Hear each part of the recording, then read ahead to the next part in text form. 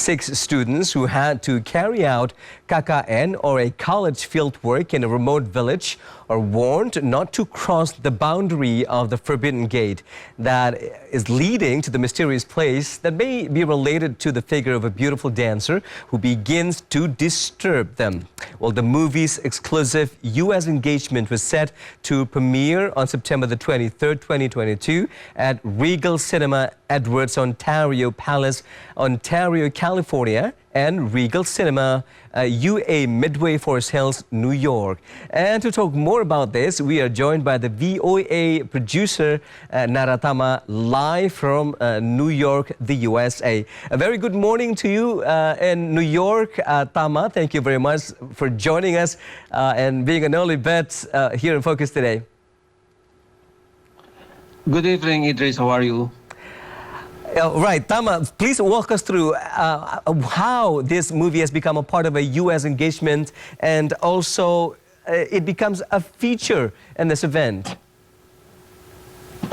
Yeah, it was a very interesting, movie. And last night, the Indonesians KKN, or the KKN di Desa Penari, have been screened at the Commercials Movie Theater for the first time at the Midway Regal Cinema in Forest Hill, Queens, New York.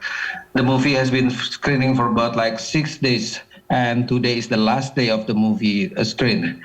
And movie lovers, especially the horror movie lovers, not only from Queens area, but also from Manhattan and Brooklyn, attended the screen. I attended 2 screenings. One screening was on Saturday afternoon last week, and another one just recently last night. Surprisingly, I saw many Indonesian diaspora and Americans bought tickets and watched the movie. And last night, I watched the 7 p.m. show, and the studio was fully booked with about 90% capacity. The total studio capacity is for about 40 seats. And last night, I calculated around 35 seats were taken.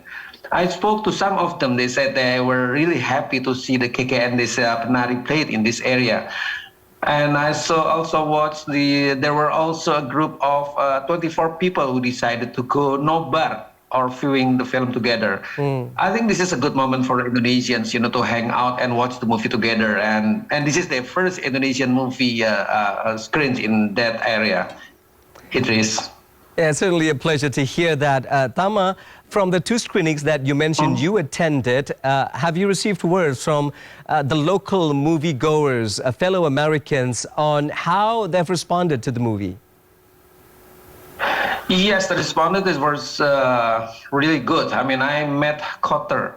I talked to him, I spoke to him, and actually I had a dinner with him after the movie, though. I met Cotter, and then he said that the movie was not really scary, but it was spooky, he said that. And he likes the mystical elements on the story, especially the Japanese dancer, who has a magic movement that makes the spirit or ghost story becomes even scarier. The fact that the film is based on this true story comes from Twitter, it makes the local moviegoers feel connected with the movie. I also listened to some Americans. They didn't expect that the movie was really good, and they learned about the Indonesian traditional and spiritual life in the rural areas. So far, what I've seen, the Americans moviegoers, they love the movie because, well, as you know, the ghosts in Indonesia have more variety ghosts rather than the ghosts in the U.S. Idris. Yeah, Tama, that was exciting to hear. But you mentioned, and we also are aware, that the screening took place at the so-called theater in Forest Hills, Queens. Why did it not take place in Manhattan? What was the reason behind this? Yeah, I spoke to the persons from MD Picture from Indonesia, the producers of the KKN di Desa Penari.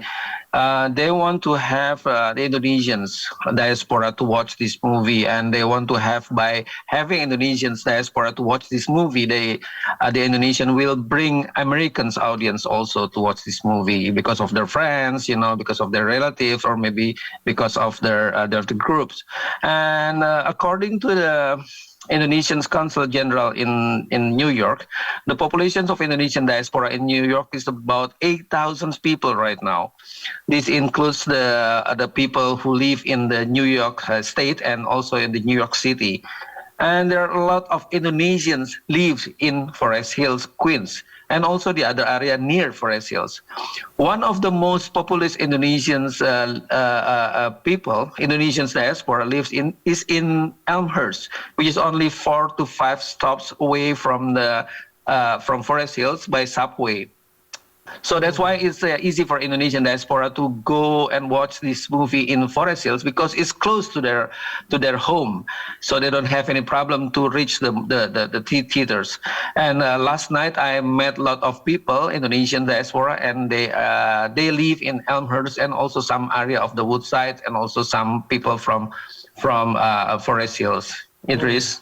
Yeah, Tama, we just had a glimpse there, a visual of the front billboard of the theater, saying that currently screening are some of the more popular titles like the Don't Worry Darling, the Florence Pugh movie, and also the rerun of Avatar, which we are aware making such a stride in the box office. And there's the KKN. How do you think our movies compete with all these bigger names in the industry? Yes, it's very interesting. It is because this the movie. You know, if you see the billboard of the theaters, they're like the other films are also screened at the same time with KKN. Yeah. And because KKN is only screened for about like 6 days, and only one theater is at number 7, and only for like 40 seats. I mean, it's very difficult for you to compare like apple to apple between KKN and the other films. But this is a very good movement. This is a very good opportunity for Indonesian film industry to grow, because this is for the first time.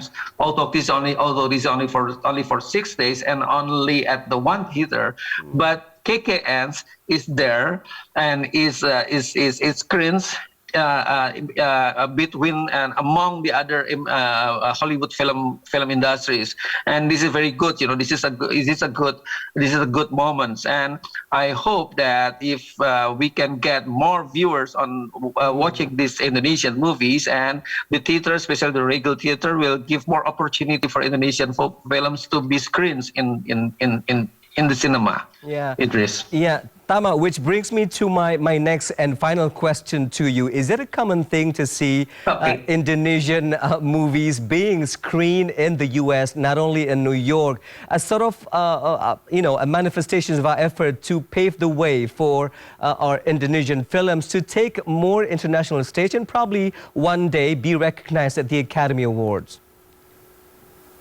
Yes, hopefully, because one of the requirements to be recognized and to be accepted as a nomination at the Academy Awards, that the movie have to be screened in the U.S. theaters. And this is very good, because I think this is the first time that the movie of the Indonesian films have been part of the industry of the mainstream cinema, and it's on public cinema. It's not only like like usually Indonesian films just screens at the Indonesian Film Festival, for example. You know, there are like 2 or 3 Indonesian films, and they screen together, and the producers or the organizers like organize to make this happen.